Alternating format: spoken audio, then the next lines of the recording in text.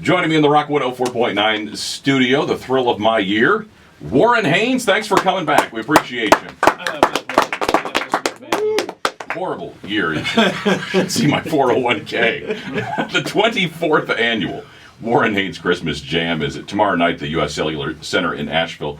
24 years, and never could you have imagined when you guys got this thing started it would go probably half of that, I'm guessing, right?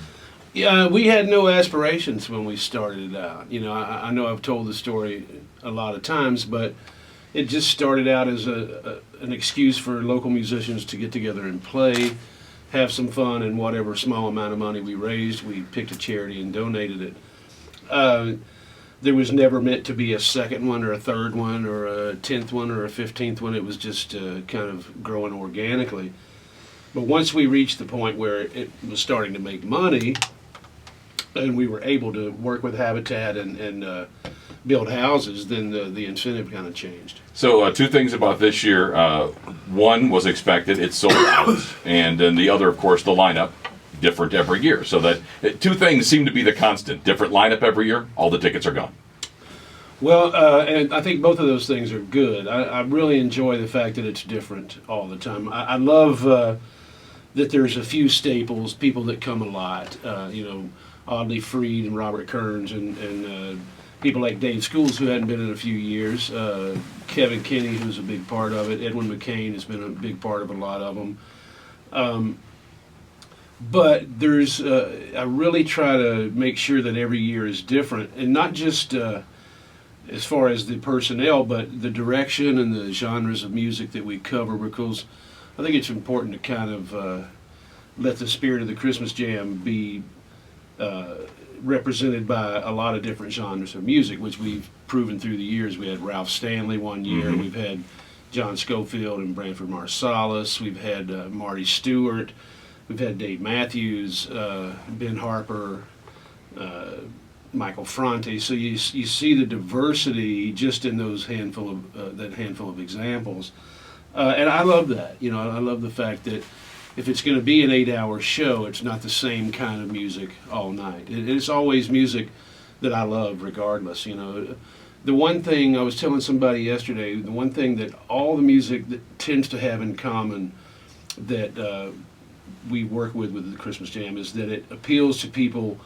that take music seriously, that music is a big part of their life. But I love the fact that 1 minute you're hearing String Cheese Incident and the next minute you're hearing Trombone Shorty. I think that's great. Sheryl Crow was the curveball this year, I guess, that people didn't expect. Yeah, and Sheryl and I have been good friends for a long time. We first met on the Horde tour in '93.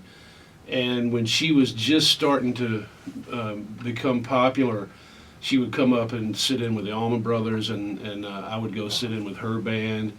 And we've played quite a few times through the years. I've invited her to Christmas Jam in the past, and she's always promised that she would make it, and then this year seemed to be the one. So. Let's do a song, and we'll come back and talk a little bit about something brand new for this year's Jam, which is it's going to be televised. So we'll give people all the information they need on that. Some folks have heard, some folks haven't. So let's get after a song here. Okay, I'm going to do a song for my friend Ray Sisk that wrote this song.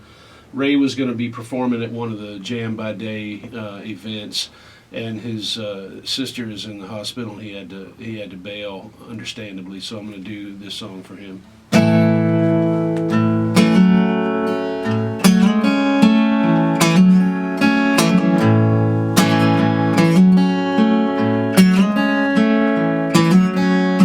Tonight I'm gonna sleep in a good hotel.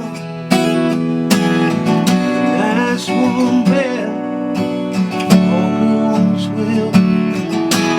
Been out in the Badlands 21 days, tracking my mountain down.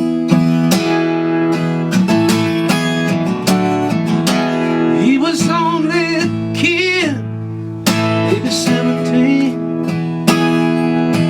Treading love away for a streak of rain. Now he's tied to my saddle with his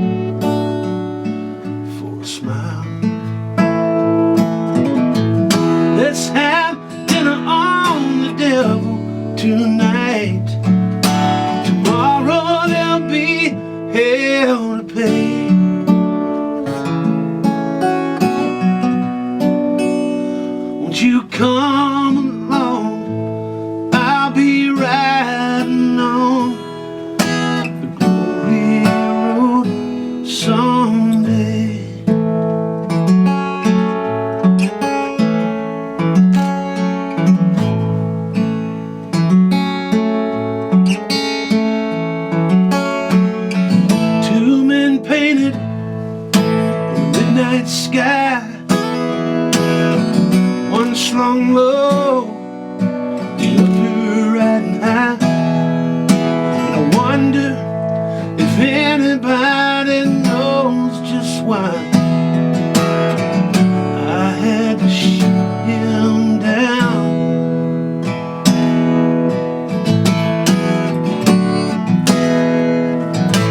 And now I lay me down to rest, and God bless the boy with my bullet in his chest. But you can't bless me, 'cause I lost my soul out on the glory road.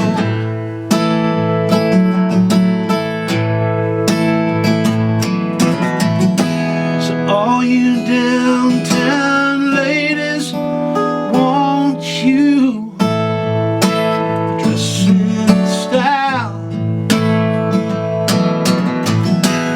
Got some gold in my saddlebags, I'd trade it for a smile. Let's have dinner on the devil tonight. Tomorrow there'll be hell to pay. Won't you come along? I'll be riding on the glory road someday. Won't you come along? I'll be riding on that glory road someday.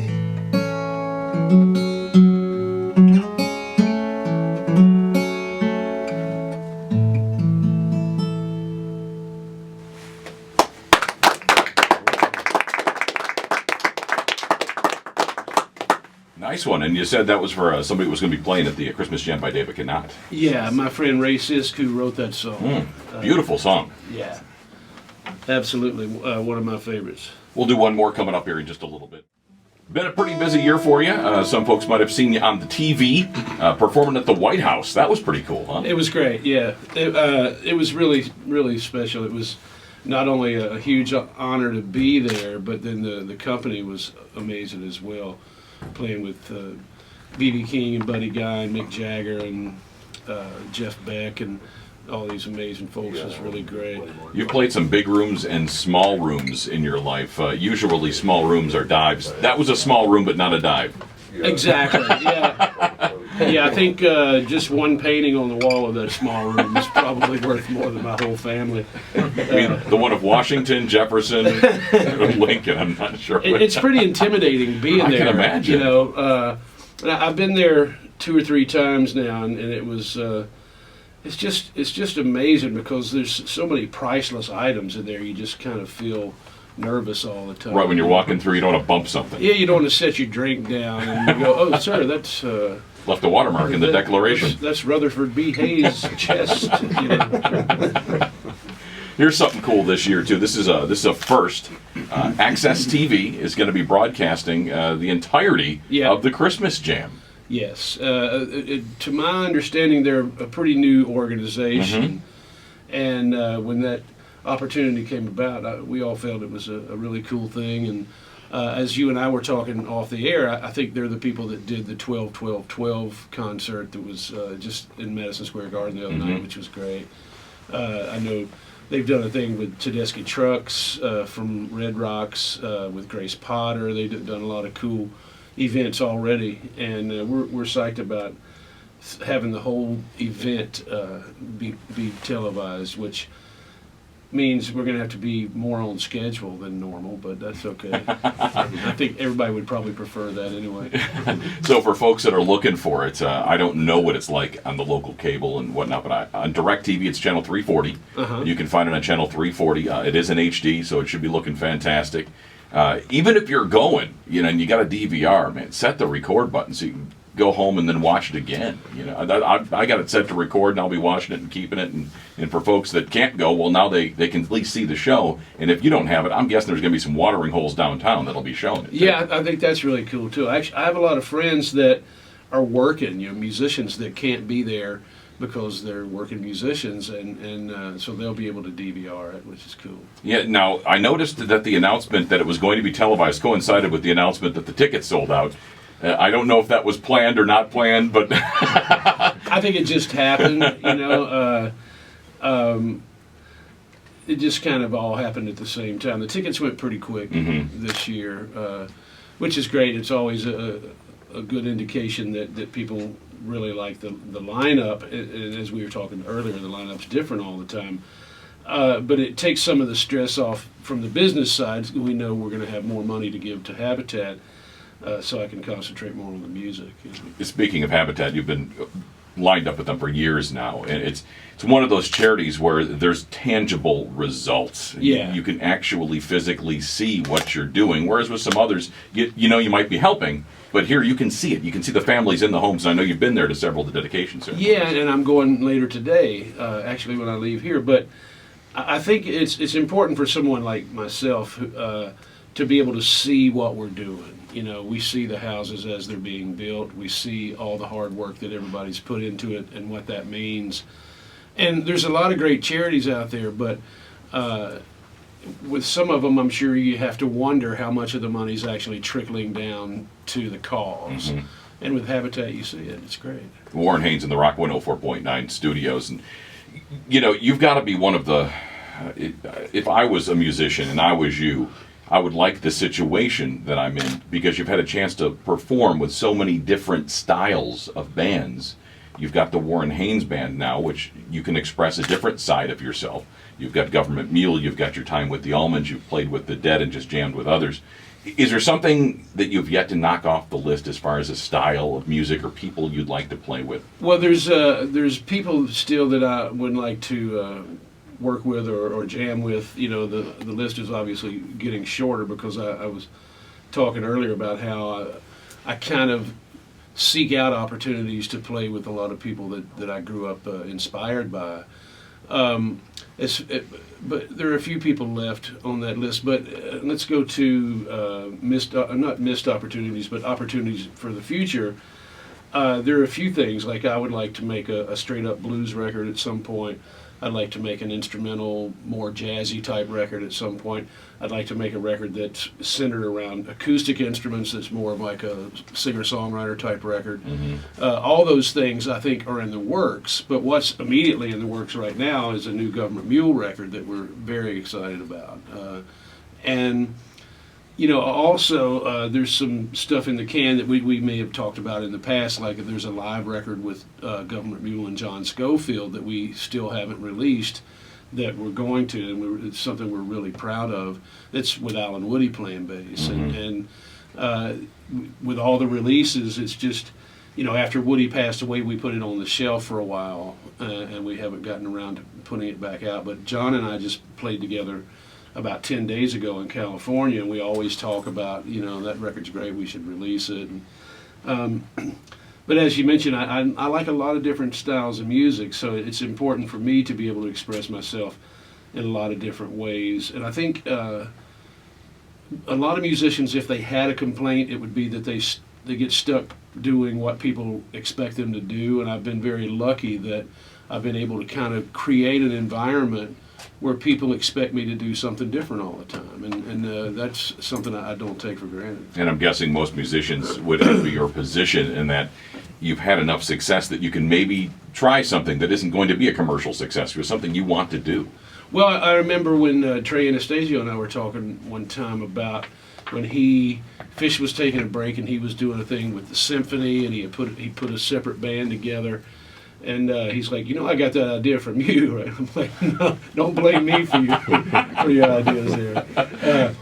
But I think it's just I've watched so many people do it successfully in the past, and I just thought, well, I think I could do that. It just takes a little bit of believing in what you do and not caring so much how people view it instantly, because it's not really about what people's immediate reaction is. You know, this is stuff you're going to have to live with the rest of your life. So you want to be proud of it years down the line. Ready to do another song for us? Sure. Okay, now I'm going to retune. I figured that was a good jumping off point. I didn't want to Sure say I no. And cut. And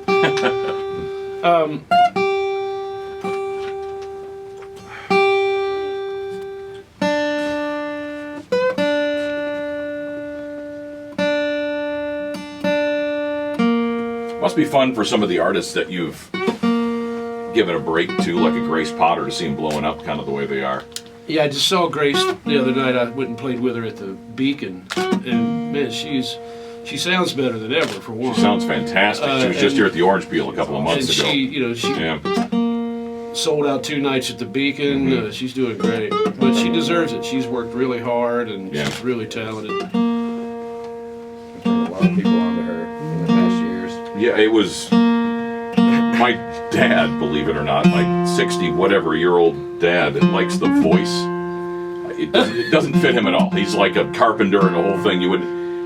But when he was down here for Thanksgiving, he's like, well, you know, the voice comes out at 8. And we're like, what the hell are you talking about? You know, so we're watching, and then one of the performers did her song Stars. And it was actually, I was getting mad because 2 of the judges said, oh, I'm not familiar with Grace Potter. And I'm like, you know, and you're a freaking musical, you're supposed to be a judge of something that's good, and you don't, it's like, damn. I'm like, you're pissing me off. You don't even, but because of that, downloads of Grace's version of the song went nuts the next day on iTunes. Oh, really? Cool. So, you know, at the very least, she's getting some exposure through, you know, accidental. Well, and since we're not on the air talking, remember when and the only reason I know this is because somebody sent it to me, but remember on American Idol, there was a guy that was basically copying Dave Matthews, Yeah. and he wound up winning. Yeah. 2 of the judges were like, what I love is so unique. There's no one else like, I'm like, Really? dude, he's ripping off Dave Matthews. He's like this, going, like Seen that before. it was unbelievable, you know. These so-called experts. I think it was CeeLo Green had heard her name but didn't know the song, and Really? CeeLo? he didn't know it. Christina I don't think knew it. Really? And who's the country guy? I think he Blake. was the one that knew it. You know, How because did she you had do that hit with Kenny Chesney That's right. or That's whatever. probably So why. now she's on the. Yeah. So I don't know if it was her. Somebody told me she was upset because Jay Leno introduced her as new country sensation Grace Potter. She was just like, I'm sorry, who? Warren, have you ever played with Gary Clark Jr.? he was at the White House thing. And we played together a couple of times. All right. We found out about him randomly when he first came to Bonnaroo a couple years ago. Yeah. We was stumbled upon him and of like 200 people in this tent. Yeah. and Yeah, we were he standing blew right me away. Oh, God, Gary's yeah. cool. Yeah. I'm ready. So just Sure. trying to remember where we picked it up and we left off there. So what do you got for us this time? Well, I have this list, thanks to you, of, of songs that I've played in the past. So I'm here pondering what song have I not played. You know, we've been doing this so long, I don't think either one of us had gray hair when we started. And I still don't. No, I don't see it. This is radio. You don't have to tell them. No pictures. Anyway, so I'm going to do this Van Morrison song that apparently I've never done here. So. Good deal.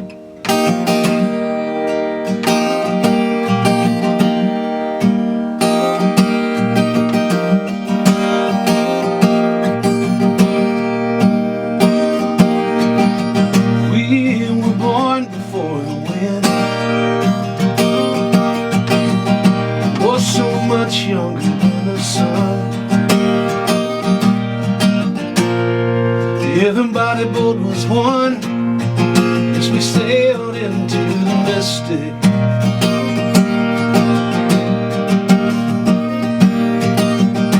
Hark now, hear the sailors cry. Smell the sea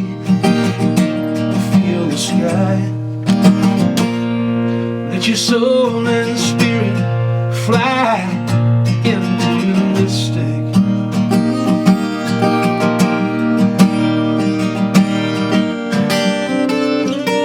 As the foghorn blows, yes, I will be coming home.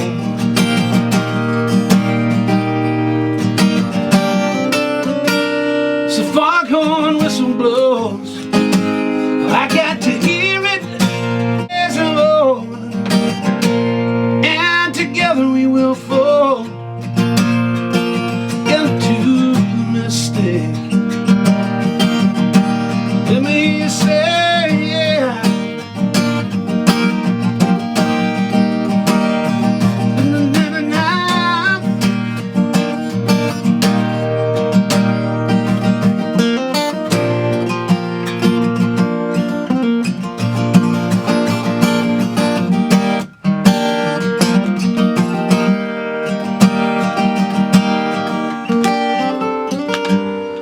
Foghorn blows, oh, you know I will be coming home.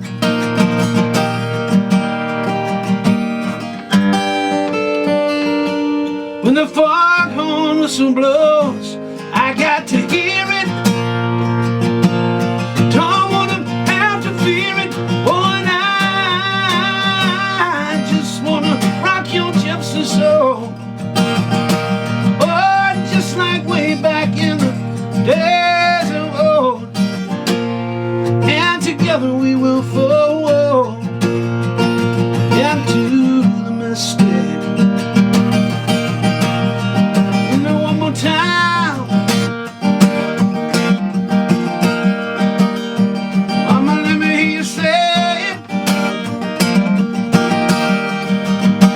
Oh, my na na na. You say